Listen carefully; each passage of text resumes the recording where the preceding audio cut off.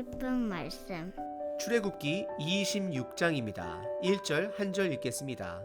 너는 성막을 만들되 가늘게 꼰 배실과 청색, 자색, 홍색 실로 그룹을 정교하게 수놓은 10폭의 휘장을 만들지니.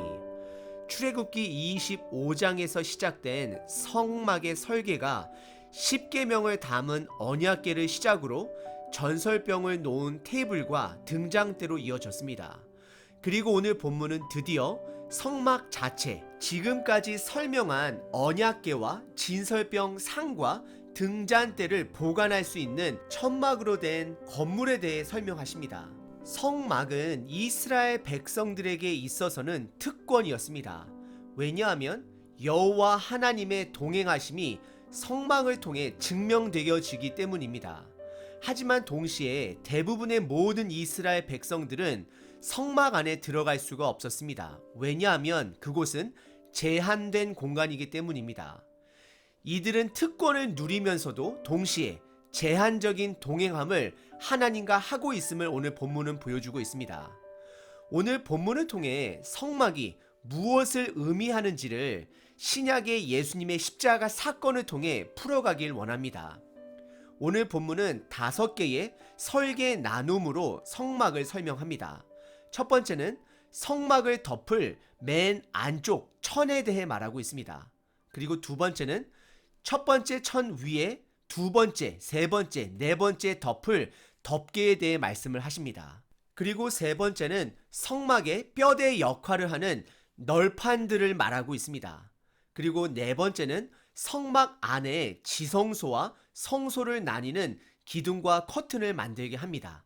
그리고 마지막 5번째는 성막의 문이 될 커튼과 기둥에 대해 말씀하고 있습니다.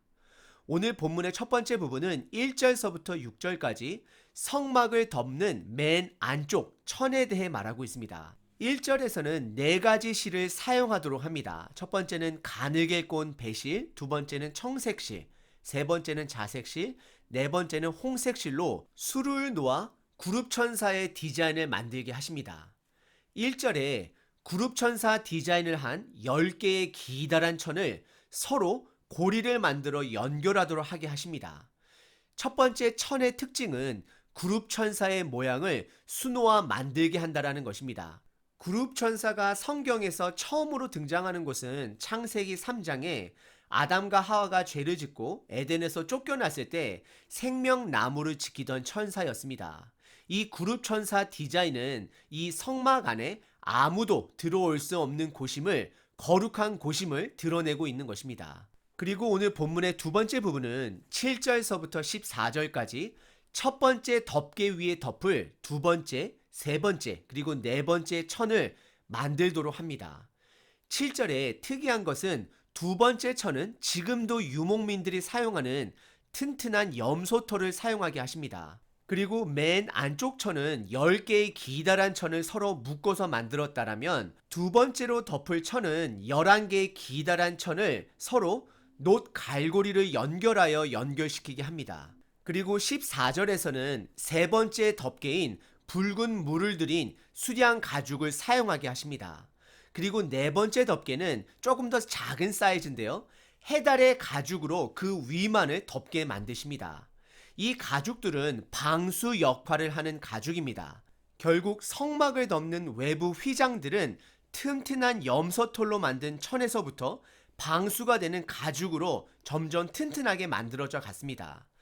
그리고 오늘 본문의 세 번째 부분은 15절부터 30절까지 성막의 뼈대가 되는 기둥을 만들게 하십니다. 성경에서는 조각목으로 만든 널판이다라고 설명하고 있습니다. 총 그 기둥의 숫자는 50개입니다. 이 기둥은 땅에 잘 박힐 수 있도록 2가지 설계를 합니다.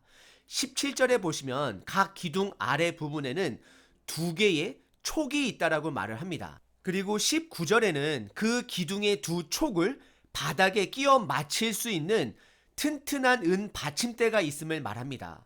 그리고 그렇게 아래가 고정되어지게 되면 각 기둥들을 서로 연결할 수 있도록 외곽 기둥에 고리를 만들어 나중에 봉으로 각 기둥들을 연결하게 됩니다. 성막의 벽이 다 완성이 되어지게 되면 천장은 4가지 넓은 천과 가죽으로 덮이게 되는 것입니다. 그리고 오늘 본문의 네 번째 부분은 31절서부터 35절까지 성막 안에 언약궤가 위치할 지성소와 그리고 성소를 구분할 수 있는 천과 기둥을 만들게 하십니다. 그 천에는 그룹 천사의 모양을 수놓게 하십니다. 그리고 천과 기둥으로 지성소의 공간과 성소의 공간이 나뉘게 되면 지성소 공간에는 언약궤를 두게 되고 성소의 공간에는 진설병 상과 등장대를 위치합니다. 그리고 오늘 본문의 마지막 5번째 부분은 36절과 37절에 성막의 입구를 천과 기둥을 통해 만들게 하는데 그 천에는 동일하게 그룹 천사의 모양을 수놓게 하십니다. 오늘 본문은 성막의 전체의 설계에 대해 다루었습니다. 그룹 천사의 모양을 수놓은 안쪽 커튼과 그리고 튼튼한 염소의 털로 만든 중간 커튼, 그리고 가죽으로 만든 외부 커튼을 만들었습니다. 그리고 50개의 조각목으로 만든 널판지 기둥을 고리와 봉으로 벽을 이루고 성막 안쪽에는 중간 커튼을 만들어 언약궤를 두는 지성소와 진설병 상과 등장대를 두는 성소를 구분하여 만드셨습니다. 성막은 무엇을 상징하는 것일까요? 성막은 완성될 하나님의 나라의 한 부분입니다. 성막을 중심으로 이스라엘 12지파들이 에워싸 생활을 합니다. 이것은 성막이 이들의 중심임을 말하고 있습니다. 그리고 성막 안의 중심은 10계명의 돌판을 닮은 언약궤입니다. 결국 이들의 중심은 하나님의 말씀인 것입니다. 하지만 성막 안에는 아무나 들어갈 수가 없습니다. 그 당시 현재는 모세 한 명이었고 나중에는 제사장이 1년에 한 번씩 들어가게 됩니다. 그리고 성막 안에 들어가는 문은 단 하나입니다. 창문도 없습니다. 오로지 한 문을 통해 들어갈 수 있는 것입니다.